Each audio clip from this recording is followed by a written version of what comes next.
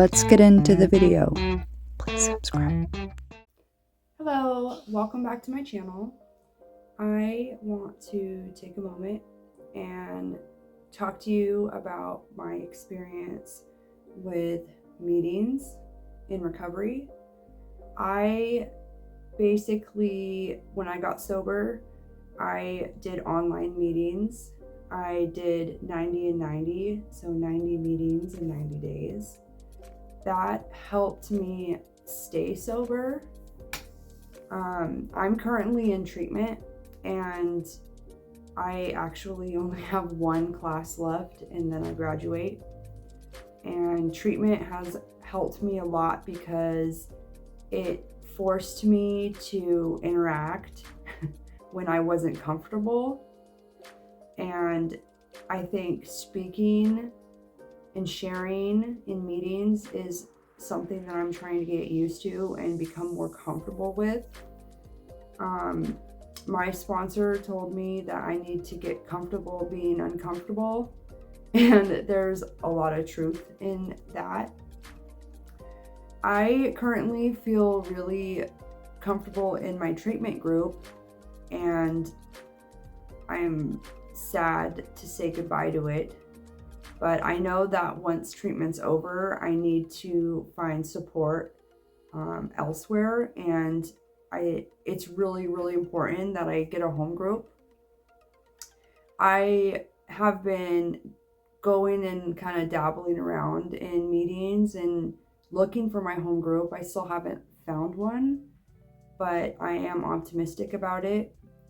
I went to my first meeting recently, which was an NA meeting, and I felt really comfortable in that, and I liked that meeting a lot. Though my sponsor is AA and I have been working the AA steps, so I kind of want to find an AA home group, because if I'm ever going to sponsor other women, I'm working the AA program. But I recently went to a women's AA meeting, and unfortunately I didn't feel that comfortable. I honestly don't know what it is. I know that I'm used to my treatment group, but I almost feel like because the people in my treatment aren't serious about their recovery, because they're court ordered to be there and they're just not at the same place as me, that I almost feel more confidence in that group than in a regular recovery group. And I think it's just my insecurities coming out. I don't know. I was gung-ho that I was gonna find a women's home group meeting, and now I'm starting to think that maybe I want a meeting with both men and women. Honestly, being in a room with nothing but women was a little overwhelming for me.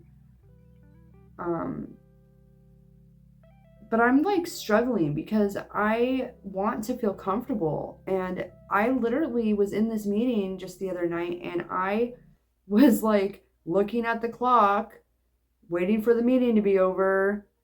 I was gonna share, but then I chickened out and didn't share. And then I was thinking maybe I can just go to the bathroom and not come back. All these things going through my head, and I stopped myself and I was like, that's stupid, Janae. This is a easy cop-out for not doing what you're supposed to here.